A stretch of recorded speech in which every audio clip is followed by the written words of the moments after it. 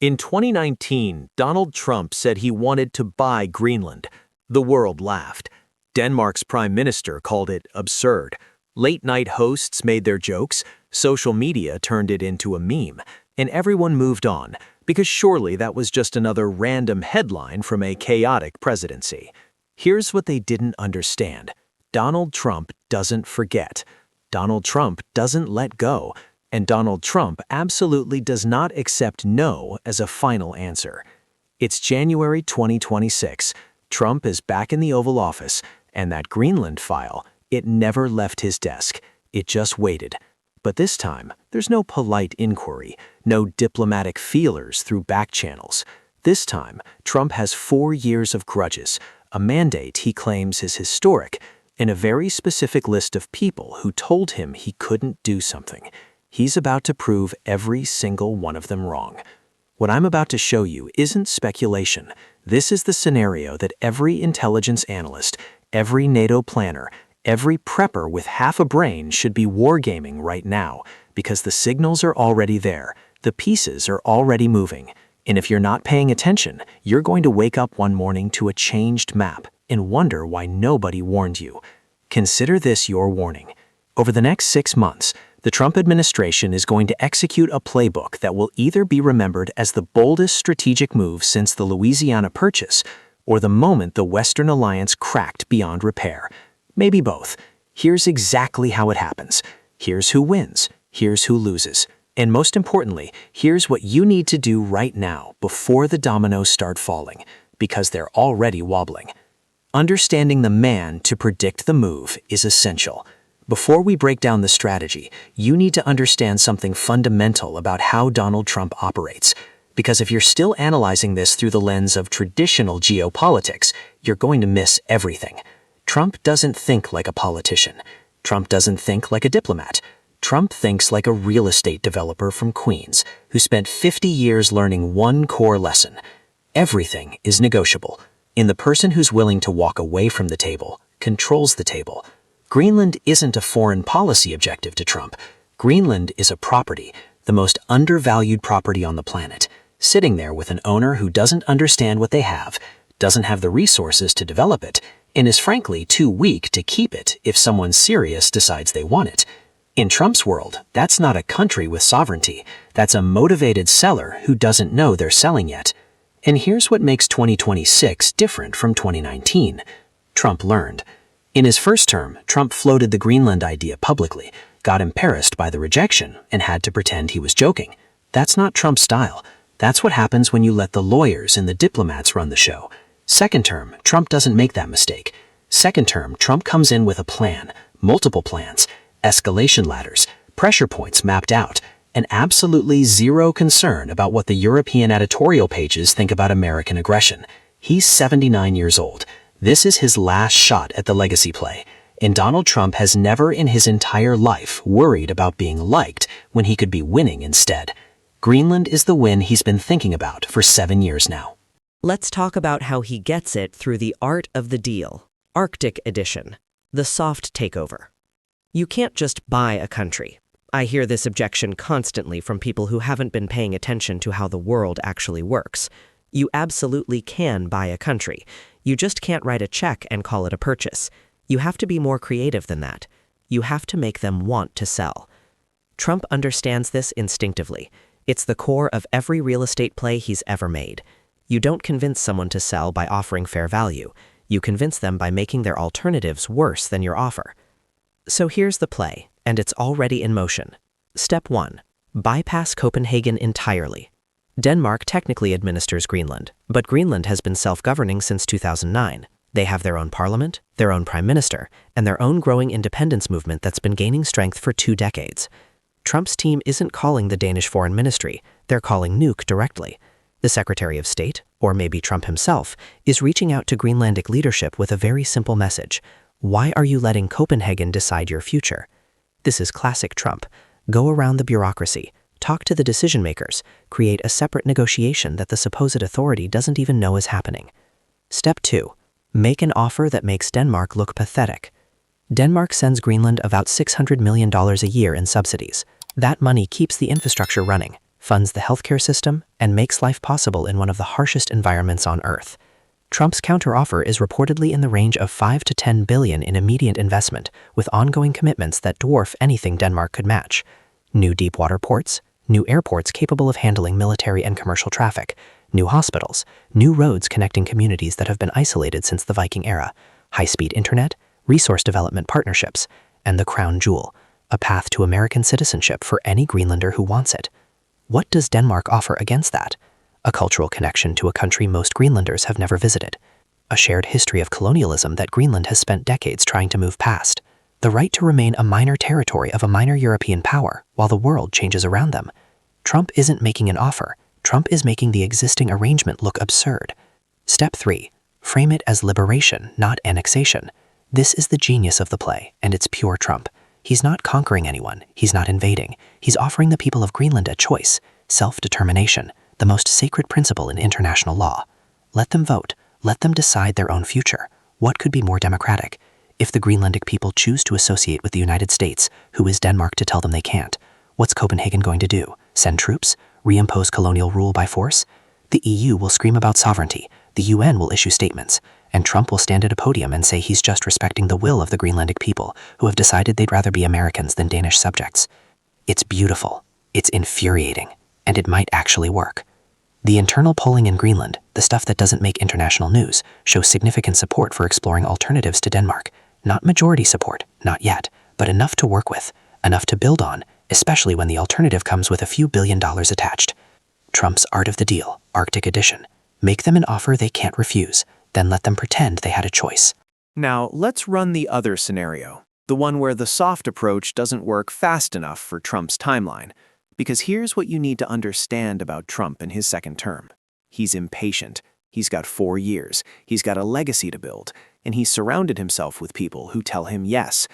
If Denmark holds firm, if the EU mounts effective resistance, if the Greenlandic independence referendum gets delayed or manipulated, Trump has a backup plan. And the backup plan is pure economic warfare. You've seen him use tariffs before on steel, aluminum, and Chinese goods, but those were warning shots. Those were negotiating tactics. What he's prepared to do to Denmark is something else entirely. Let's talk about Novo Nordisk. If you've taken Ozempic, if you've taken Wegovy, if you know anyone managing diabetes or trying to lose weight with pharmaceutical help, you've funded Denmark's economy. Novo Nordisk is one of the largest pharmaceutical companies on the planet. Their drugs are in medicine cabinets across America. Their stock price is a significant chunk of Denmark's national wealth. And Trump knows exactly how to weaponize that. One executive order, a national security emergency declared over Arctic access, and 50% tariffs on Danish pharmaceutical imports. Maybe higher, maybe paired with FDA safety reviews that delay shipments, maybe combined with Medicare negotiation rules that specifically disadvantage Danish suppliers. Novo Nordisk stock crashes. The Danish krone wobbles. Pension funds across Copenhagen start making very uncomfortable calls to their members of parliament. Give us Greenland, or we destroy your pharmaceutical industry. Trump won't say it that directly. He doesn't have to. The tariffs speak for themselves, and everyone knows what makes them stop. But that's just the opening move. The real leverage is bigger. NATO. The entire European security architecture rests on one assumption. America will be there when Russia gets aggressive. American troops in Germany, American jets in Poland, American submarines in the North Atlantic.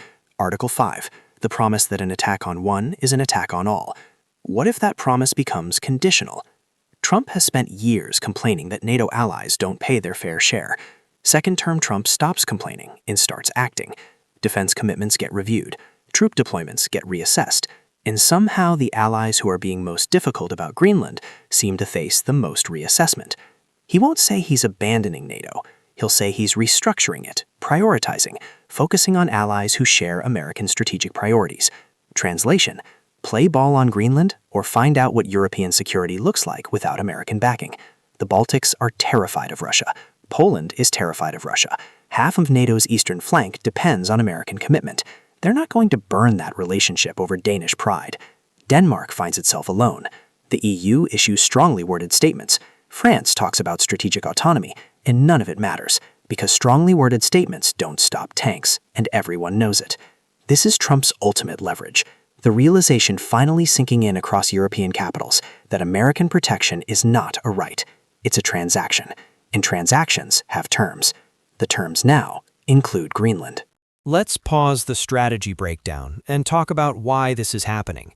Trump's critics will tell you this is ego and vanity, a real estate developer who can't stop trying to acquire property, even when the property is a frozen island with 60,000 people and a lot of ice. They're wrong.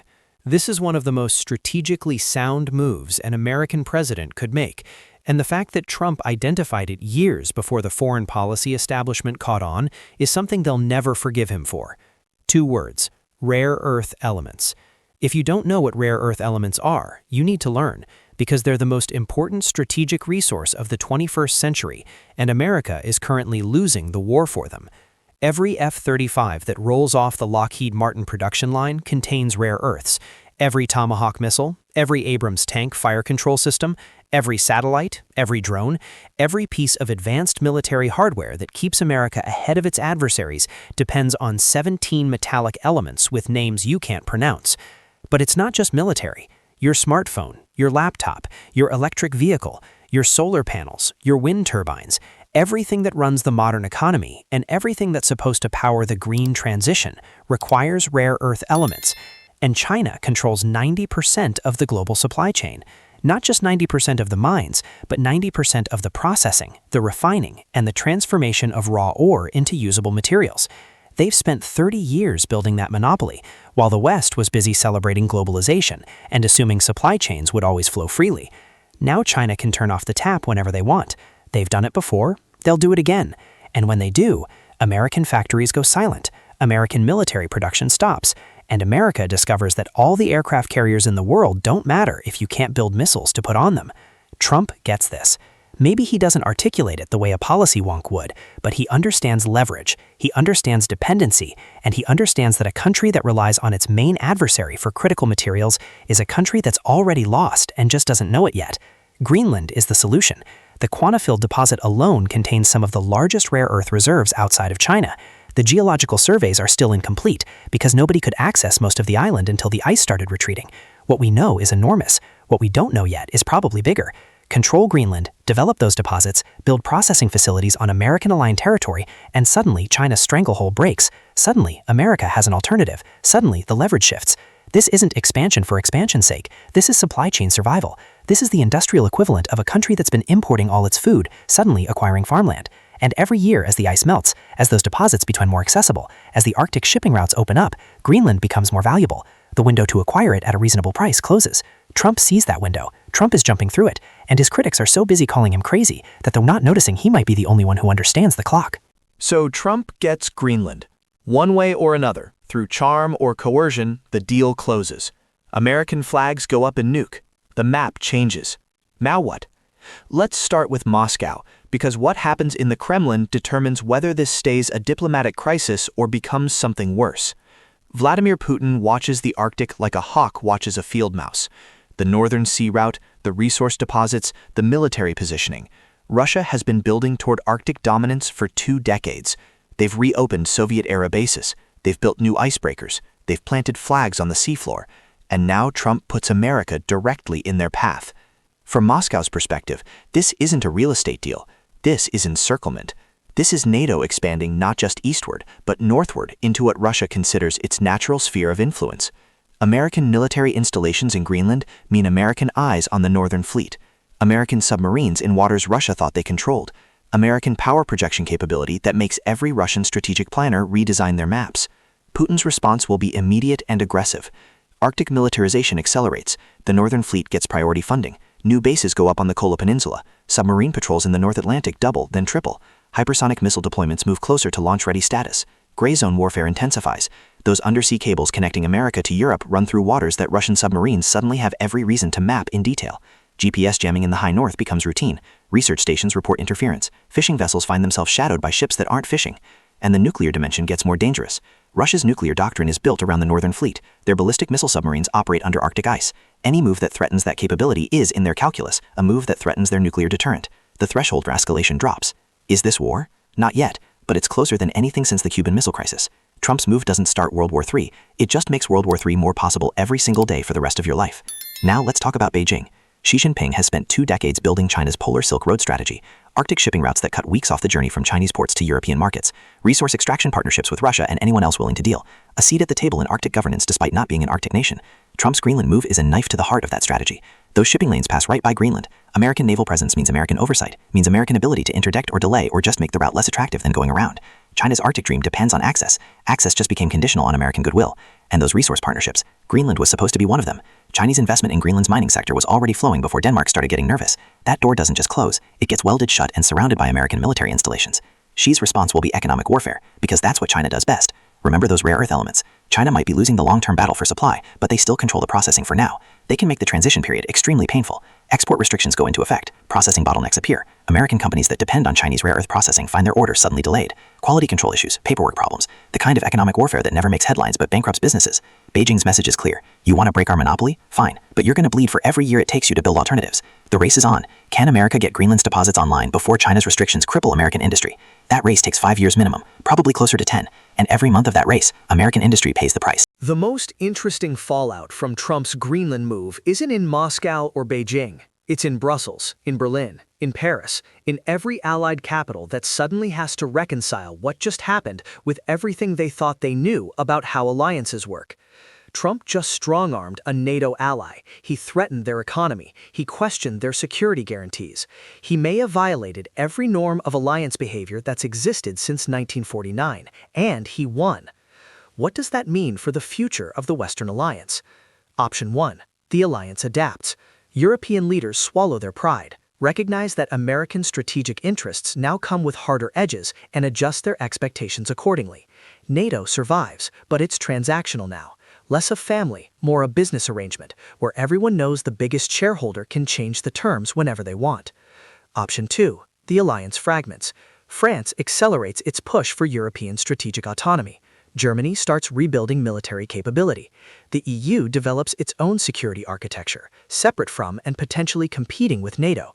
The Western alliance becomes 2 alliances, an American-led bloc and a European-led bloc, that cooperate when convenient and compete when they don't. Option 3. Some combination that nobody can predict because Trump has broken the model and nobody knows what the new model looks like yet. Here's what I can tell you for certain. The Europeans who thought Trump would be constrained by institutions, by norms, by the way things have always been done, are now confronting reality. Trump isn't constrained. Trump uses institutions when they're useful and ignores them when they're not, and Europe doesn't have the leverage to change that. The lesson every allied leader is learning right now: American protection has a price.